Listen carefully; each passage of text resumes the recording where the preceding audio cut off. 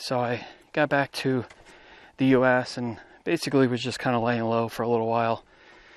And decided, since it's beautiful out, autumn is my favorite season, my favorite time of year, I figured I would hit up Ohio. And first real stop here is the Hocking Hills State Park.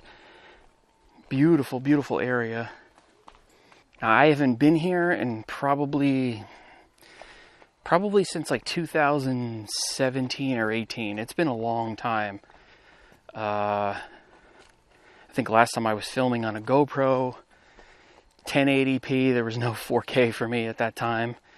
And so I want to just revisit some of these areas and show you what they look like, because I mean, I remembered them all this time, how incredible it was here. So basically the trail travels along the edge here, the cliff edge, and then you make your way down to the rock house.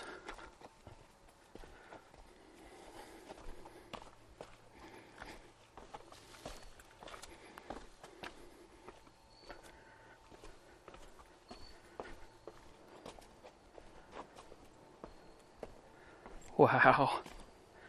Yeah, a lot of this I do remember, but some of it I don't.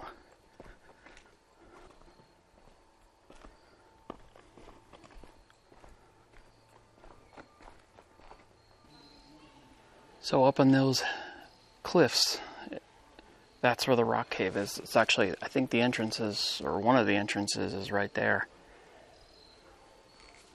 And I promise you, if you have not seen this place, you will be impressed, because it is pretty awesome in there.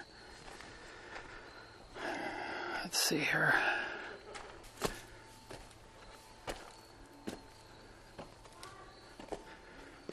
I don't know if you can even get in over here. Maybe you have to go in a different way. I mean, I guess I could climb in there, but there's probably an easier way.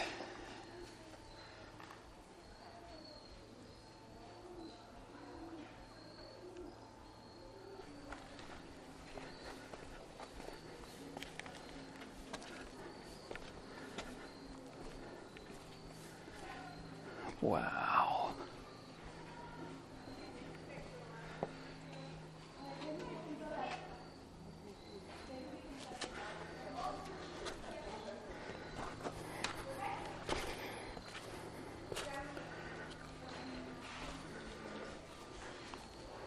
Oh, and you'll be able to hear the pigeons. There's all these pigeons.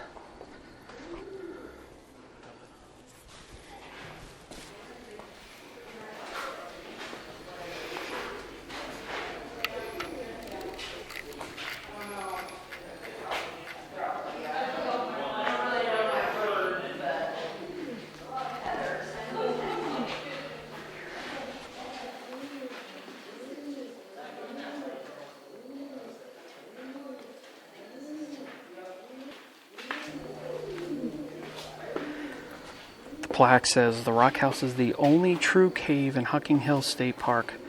Over time, water slowly eroded away the rock, creating a cave. This cave has been home, a hideout, and a destination to many throughout history. So it's approximately 25 feet high at its highest point, 200 feet long, and 20 to 30 feet wide.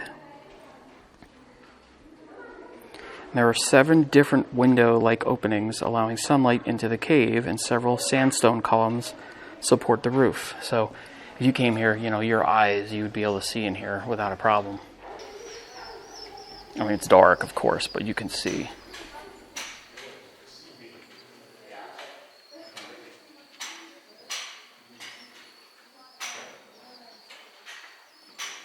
So the one thing I can definitely say that was not here last time was this stone wall. Back then you could walk all the way out and you could look down. I mean, it was just a sheer drop, so I get it. Yeah, I remember you could walk out here. I think maybe this might have been here. I don't remember it being here. I'd have to go back and watch that video.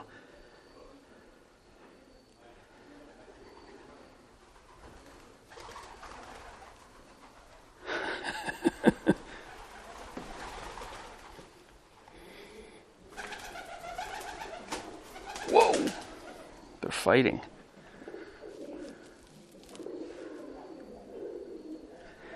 One flew into here, I think. Maybe not.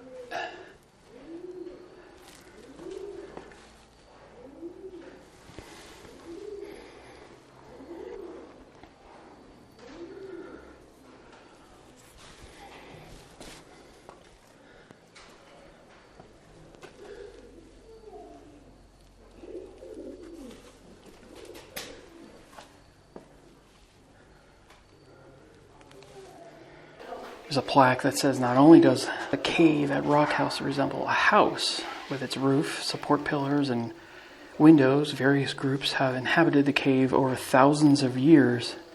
Archaeological evidence shows Native Americans took shelter here, constructing ovens in the rock walls to cook meals and sink-like areas for cleaning. The man-made troughs in the cave's floor collected water and provided cave dwellers with a protected water supply. It's alleged that in the 1800s, robbers and bandits used to use this rock house as a hideaway, which I can understand. If you don't know where this is, it's kind of deep in the woods on the side of a cliff. And it used to be named, or it was nicknamed, Robber's Roost. This was a popular tourist attraction for nearly a century before Ohio took it over in 1924, and it became part of the state park here. In 1835, a businessman from Logan, Ohio, built a 16-room hotel a short distance away. Long gone now. What's interesting is some of the names, some of the carvings are from the 90s, and you think about, some of them are approaching 30 years old just from that, but then you see other things like this here. I guess I was 83. I don't know if that's 83 or 33. That might be 33. KS 1933. That's wild.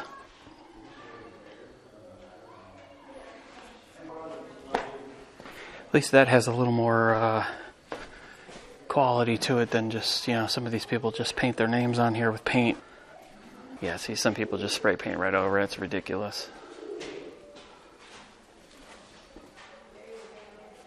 Glory hole.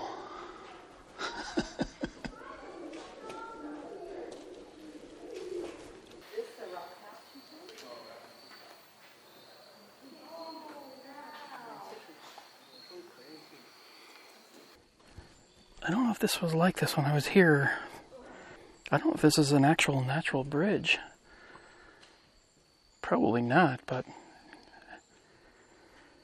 certainly not used anymore. My guess is this is a decent waterfall when it's raining, or when it has been raining a lot. And there's the cave up there. Bless you.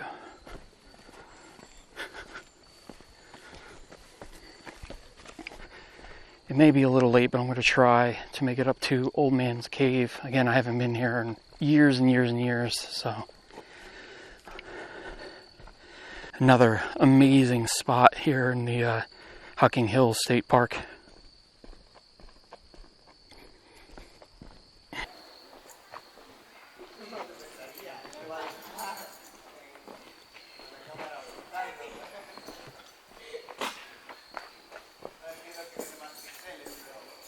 Wow.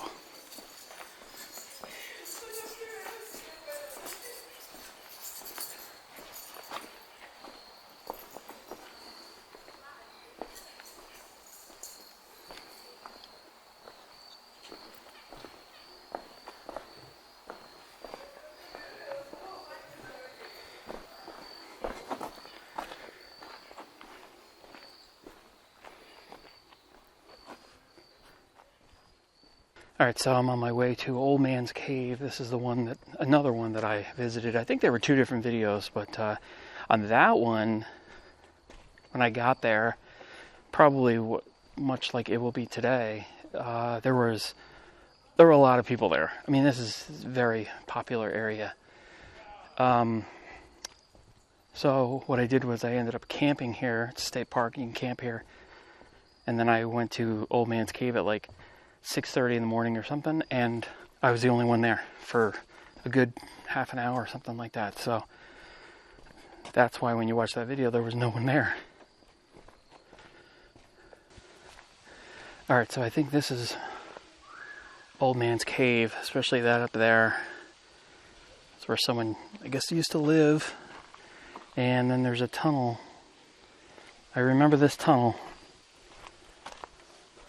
And from what I remember, that he built all this stuff. This man lived in this area and just carved all this out, stacked these rocks, and built this stuff. Wow.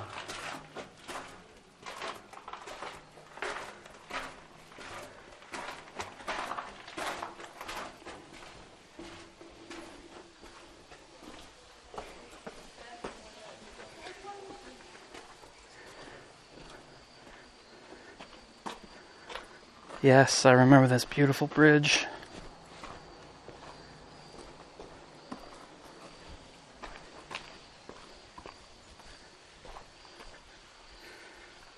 Yeah, there's a couple of people here. Really not many. That's great.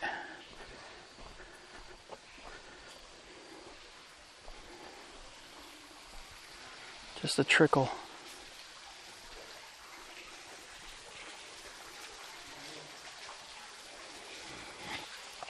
I remember when I was here, I walked along there, and I believe I went behind that waterfall. It's been so long since I've seen that video. And this was a good amount of water flowing through here when I was here.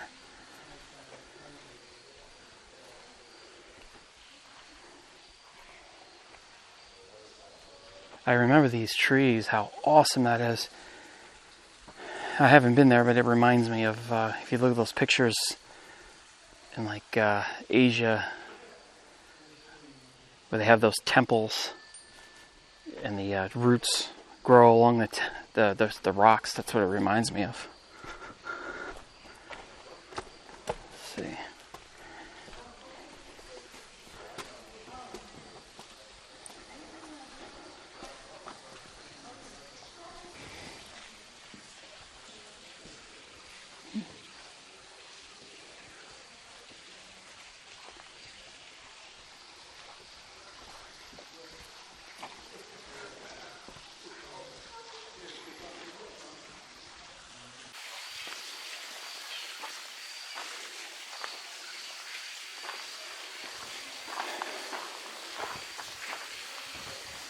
Alright, I'll take you up to where apparently the old man used to live. Again, according to what I read, he created all this.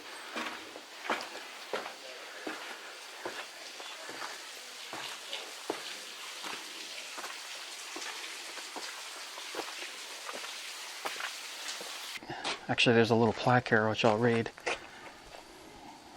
Old Man's Cave is the most famous feature in the park. It is located on a vertical cliff 75 feet above the stream and measures 250 feet long and 50 feet high. The spectacular recessed caves seen throughout the park are examples of water and wind carving out of the softer middle layers of the Black Hand sandstone. Old Man's Cave derives its name from a hermit named Richard Rowe, who lived in the recessed cave of the gorge. His family moved to the Ohio River Valley around 1796 from the Cumberland Mountains of Tennessee to establish a trading post. Apparently he only had his 2 hound dogs, and he lived here hunting and building this area. There's actually 2 men named Richard. There's a story of Richards, a story of 2 dicks. The other man was named Richard Retzler, a veteran of the War of 1812 who also had a reputation as an avid outdoorsman. According to legend, Retzler buried money in this cave and planned to retrieve it to help a relative in need. The stories of the 2 Richards converges in similar accounts of their passing, the accidental discharge of a musket during the winter, fatally wounding each man, and their subsequent burials in the cave. Are they in fact one and the same person? Perhaps. But stories about the old man's grizzled appearance, long hair and beard, and solitary but kind nature continue to the present.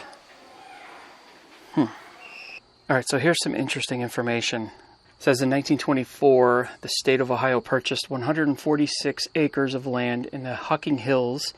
This purchase included the area locals already knew as Old Man's Cave. Most of the steps and tunnels hikers traverse today were originally carved out by the Works Progress Administration, WPA, and the Civilian Conservation Corps, CCC, of the 1930s and 1940s. So obviously, I mean, you know, that's obvious to me that was done, you know, after the fact. What this looked like before that, who knows? It was my understanding that one of those Richards made the tunnels and things like that, but maybe not. Maybe there was very little there. So who knows?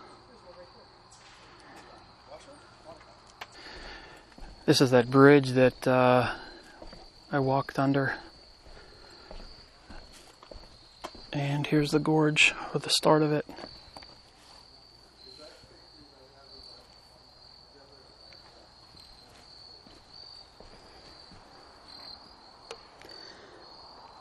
That's a weird looking bridge down there, footbridge. Anyway, that's just a quick tour of the area. There's apparently a lot to do around here. There's some waterfalls and things like that, but there's not much water right now, so I'm not going to go on some hike to find the dry waterfalls, but still very pretty area, just as I remembered it. All right, more interesting, beautiful places, possibly, to see in Ohio coming your way.